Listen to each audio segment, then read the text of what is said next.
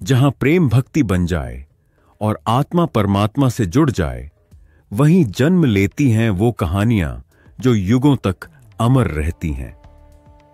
स्वागत है आपका स्पार्क टेल्स इंडिया में, जहां हम सुनाते हैं सनातन प्रेम, शक्ति और भक्ति की वो गाथाएं जो हृदय को छू जाएं और आत्मा को जागृत कर दें। आज हम लाए हैं श्री राधा कृष्ण की अमर प्रेम कथा। तो आइए डूब जाइए इस दिव्यता में, जहां प्रेम केवल शरीर का बंधन नहीं, आत्मा की अभिव्यक्ति है। वहीं जन्म होता है राधा रानी का, भक्ति और प्रेम की देवी। बरसाना की पवित्र भूमि पर एक अद्भुत अलौकिक बालिका का जन्म हुआ। वृंदावन के पास वृषभानु और कीर्तिदा के घर जब ये कन्या आई, तब प्रकृति ने जैसे हर्ष से गान किया। नदियां मधुर स्वर बहाने लगीं, पुष्प बिना हवा के झरने लगे और आकाश में दिव्य प्रकाश फैल गया। इस कन्या का नाम रखा गया राधा। श्री राधा का जन्म साधारण नहीं था। कहते हैं कि वे बिना रोए जन्मी थीं, उनकी आंखें बंद थीं, शरीर निष्क्रिय। पर जब श्री कृष्ण को गोद में लिया, तभी उनकी आंखें खुलीं और संसार में पहली बार उन्होंने मुस्कुराया। वह पहली मुस्कान ही सृष्टि में प्रेम के अवतरण की घोषणा थी। राधा का बाल्यकाल अत्यंत शांत और सौम्य था। वे चंद्रमा की तरह शीतल थीं, परंतु हृदय में अग्नि समान भक्ति लिए हुए थीं। वे बांसुरी की धुन पर मोहित हो जातीं और वृंदावन के कान्हा की लीलाओं को सुनकर उनकी आंखें सजल हो जातीं। जब राधा चलतीं तो लगता जैसे प्रकृति स्वयं उनके चरणों पर पुष्प बिछा रही हो। उनके रूप, स्वभाव और सौंदर्य से सब गोपियां भी मुग्ध थीं, परंतु राधा को इन सब से कोई लगाव नहीं था। उनका हृदय तो बस कान्हा की मधुर बांसुरी में बसा था। उनका हर दिन श्री कृष्ण के स्मरण, भजन और ध्यान में बीतता। वह बालिका अब धीरे धीरे युवा हो रही थी और वृंदावन का वह बालक कृष्ण भी अब गोपाल बन चुका था। पर क्या राधा जानती थीं कि उनका भाग्य स्वयं नारायण से जुड़ा है? या क्या कृष्ण जानते थे कि वह केवल एक गोपी नहीं, शक्ति की मूर्ति हैं? यही से आरंभ होती है वो प्रेम गाथा जो युगों युगों तक सनातन प्रेम का प्रतीक बन जाएगी। जिस क्षण पहली बार राधा की दृष्टि कान्हा पर पड़ी, उस क्षण समय थम गया और प्रेम स्वरूप ले बैठा। गोकुल की गलियों में अब एक नई चेतना दौड़ने लगी थी।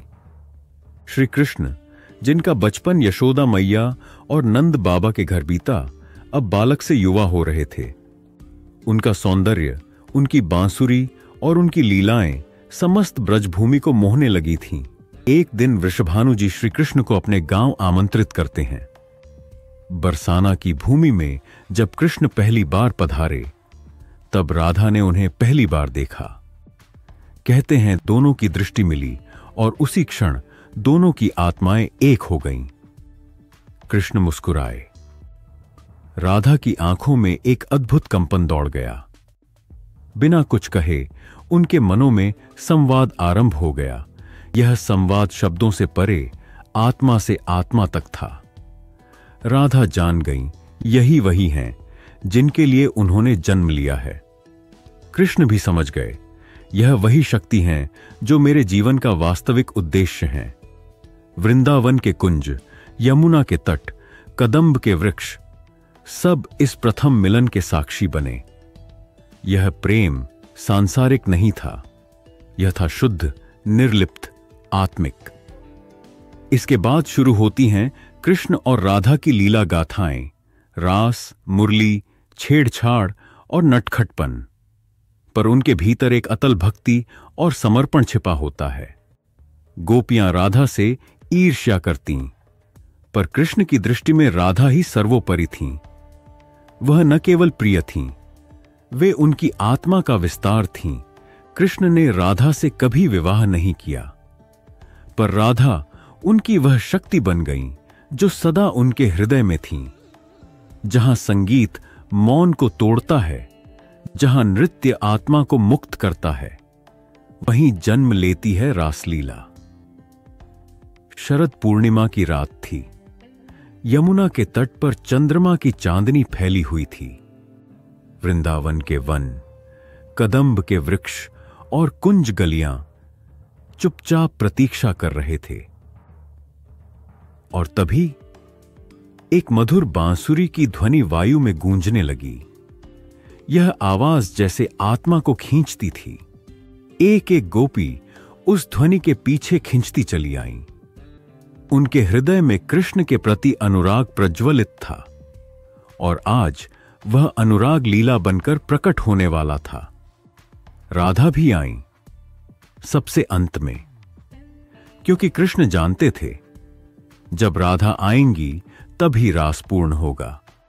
जब राधा आईं, कृष्ण मुस्कुराए और नृत्य आरंभ हुआ। रास कोई साधारण नृत्य नहीं था, वह दिव्यता और भक्ति का संगम था। कृष्ण एक साथ हर गोपी के साथ थे, परंतु राधा के साथ उनका नृत्य सबसे विशेष था। वह अद्वितीय था, जिसमें न केवल गति बल्कि आत्मा का प्रवाह था। राधा और कृष्ण जैसे एक ही शरीर के दो पक्ष बन गए थे, नृत्य करते हुए एकाकार। गोपी कहती थीं, कृष्ण हमारे साथ हैं, पर राधा मुस्कुराती थीं, क्योंकि उन्हें ज्ञात था कि कृष्ण उनके भीतर हैं। रासलीला ब्रह्मांड का वह उत्सव था जहां प्रेम ने शरीर नहीं, आत्मा के स्तर पर उत्सव मनाया, जहां हर गति, हर स्पंदन एक मंत्र बन गया। यह रात्रि युगों युगों तक अमर हो गई, जहां राधा कृष्ण ने यह दर्शाया कि प्रेम जब त्याग बन जाए तब वह रास बनता है। एक दिन अचानक कंस के सैनिक नंद बाबा के द्वार पर आए। कृष्ण को आदेश मिला, मथुरा चलो, क्योंकि कंस ने उन्हें बुलाया है। यह वही क्षण था जब कृष्ण ने वृंदावन छोड़ने का निर्णय लिया। राधा उस दिन बांसुरी की कोई धुन नहीं सुन सकी। वह दौड़ती हुई यमुना तट पहुंची। वहां कृष्ण खड़े थे। उन्होंने राधा की ओर देखा। राधा ने उनकी आंखों में भविष्य पढ़ लिया। न कोई वादा, न कोई विदाई, बस मौन संवाद। कृष्ण ने मथुरा की ओर प्रस्थान किया और राधा वहीं खड़ी रहीं, जीवन भर उसी क्षण में। यह वियोग प्रेम का अंत नहीं था, यह तो प्रेम की पराकाष्ठा बन गया। राधा ने न कभी शिकायत की, न कभी पुनः किसी और को देखा। उनका कृष्ण उनके हृदय में था और वहीं वे जीवन भर रहीं। कृष्ण अब मथुरा में थे, कंस का वध कर चुके थे, द्वारका में राज्य स्थापित कर चुके थे, पर राधा, वह अब संसार से परे थीं। उन्होंने शरीर में होते हुए भी सांसारिक मोह का त्याग कर दिया था। राधा अब स्वयं साधना थीं। वह वृंदावन की सबसे महान तपस्विनी बन चुकी थीं। वह कृष्ण का नाम जपतीं, ध्यान करतीं और हर गोपी, हर भक्त को कृष्णमय कर देतीं। उनका रूप धीरे धीरे दिव्यता की चरम सीमा पर पहुंच गया। राधा अब केवल प्रेमिका नहीं, आत्माराम थीं। वह जो आत्मा के भीतर विराजमान नारायण को अपने प्रेम से जगा देती हैं। सालों बाद जब महाभारत युद्ध की भूमिका बन रही थी, तब एक अवसर आया जब राधा और कृष्ण पुनः मिले, कुरुक्षेत्र की भूमि पर। वह क्षण केवल धरती नहीं, समस्त ब्रह्मांड ने थाम कर रखा था। कृष्ण रथ पर थे, राधा भूमि पर। राधा ने कहा, अब तो सारा संसार तुम्हारा है और मैं। कृष्ण मुस्कुराए, संसार मेरा है पर हृदय केवल तुम्हारा। तुमने जो प्रेम दिया वह कभी न मिटेगा। इस अंतिम मिलन में कोई आलिंगन नहीं था, कोई स्पर्श नहीं, पर वह मिलन इतना पूर्ण था जितना कोई शारीरिक मिलन कभी हो नहीं सकता। कृष्ण और राधा का विवाह ज्यादा सांसारिक रूप में नहीं हुआ, क्योंकि उनका प्रेम सांसारिक नहीं था। वह प्रेम था योग का, परमात्मा और आत्मा के मिलन का। कुछ पुराणों में वर्णन आता है कि राधा और कृष्ण का विवाह ब्रह्मा जी ने किया था, एक गुप्त आध्यात्मिक अनुष्ठान में। वह विवाह नहीं, युगल तत्व का एकीकरण था। उनके प्रेम में कोई बंधन नहीं था, परंतु वह पूर्ण समर्पण था। राधा कृष्ण की सबसे प्रिय थीं और कृष्ण राधा के सबसे निकटतम। राधा और कृष्ण केवल पौराणिक पात्र नहीं हैं, वे सनातन प्रेम के प्रतीक हैं। उनका जीवन हमें सिखाता है कि सच्चा प्रेम त्याग मांगता है, सच्चा प्रेम निस्वार्थ होता है, सच्चा प्रेम आत्मा के स्तर पर होता है। राधा ने कृष्ण को पाया पर नहीं पाया, और फिर भी उनके प्रेम की ऊंचाई संसार में सबसे ऊंची मानी जाती है। आज भी जब कोई राधे राधे कहता है तो वहां कृष्ण स्वतः उपस्थित हो जाते हैं, क्योंकि राधा के बिना कृष्ण अधूरे हैं और कृष्ण के बिना राधा निरर्थक नहीं बल्कि पूर्णता की प्रतिमूर्ति है। यह कथा विवाह की नहीं, योग की है। यह मिलन देह का नहीं, चेतना का है। यह प्रेम सीमित नहीं, अनंत है।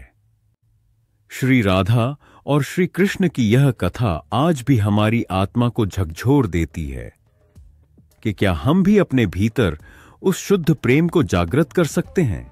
श्री राधा और श्री कृष्ण की यह लीला हमें सिखाती है कि जब प्रेम भक्ति बन जाए तो जीवन स्वयं भगवान की पूजा बन जाता है। यदि आपको यह कथा हृदय स्पर्शी लगी हो तो स्पार्क टेल्स इंडिया को सब्सक्राइब करें, घंटी बजाएं ताकि अगली दिव्य कथा आपसे छूट न जाए। वीडियो को लाइक करें, कमेंट में लिखें जय राधे कृष्ण और इस दिव्यता को शेयर करें अपने अपनों के साथ। फिर मिलते हैं अगली पावन कथा में। राधा रानी की जय। जय श्री कृष्ण।